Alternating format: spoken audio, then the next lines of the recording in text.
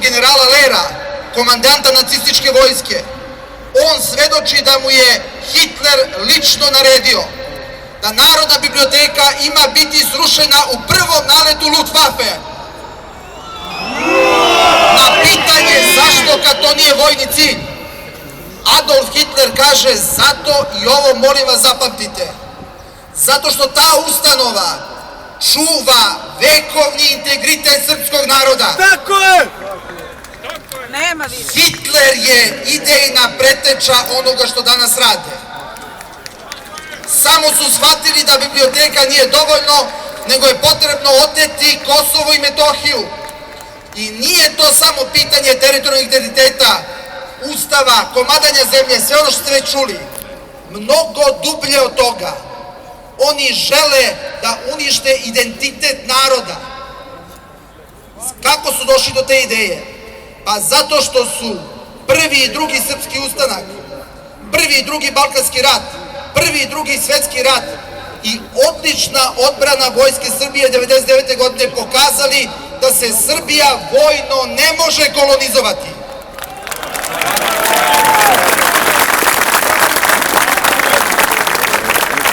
I sada se sprovodi nastavak Hitlerove ideje.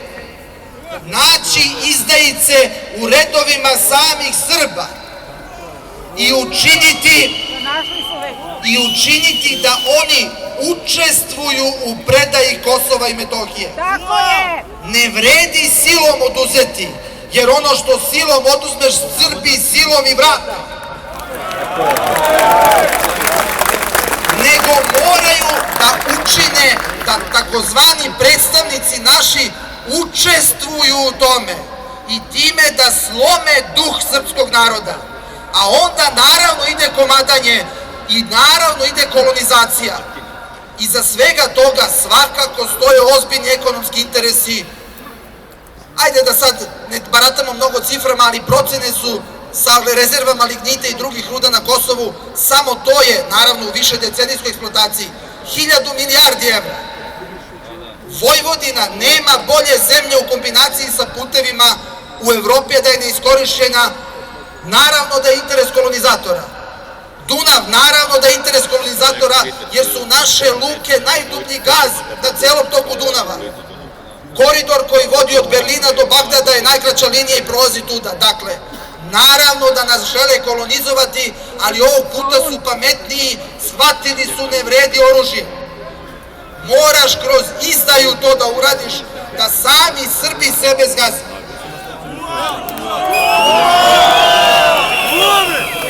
E sad to se zove dilema. Kažu naši političari, između interesa srpske države, srpskog naroda i interesa građana Srbije na jednoj strani i interesa Sjedinjenih Američkih Država, Nemačke, albanskih secesionista i NATO-a na drugoj strani, oni imaju dilemu. Kakvu vi dilemu imate, samo to ih neko objasni. Pa to je najlakša moguća odluka. Sad ćete videti, već vidite, čitav niz takozvanih intelektualaca dnevno izlazi u javnost i govori nema ničeg pametnijeg nego prihvatiti to što NATO, Nemačka i Amerika žele. Posle kažu da mi pravimo neke spiskove. A ne pravimo. To su spiskovi američkih, engleskih ambasada i drugih. To su njihovi spiskovi. Sada ćete vidjeti, nateraće ih sve do poslednje. Plaćali smo vas 7, 10, 15 puta više nego što je plata u Srbiji.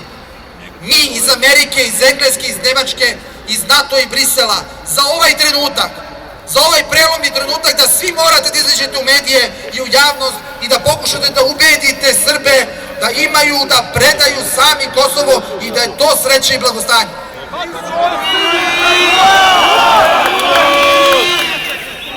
Ali ajmo da pogledamo iz drugog ugla. U kom pravcu će ići Srbija ukoliko se naši političari Vučić, Dačić i Nikolić odvaže da povuku poslednji čin izdaje, a ići će u građanski rat? Ja neću da govorim u drugo ime i u ime bilo koga, ja ću se lično naoružati.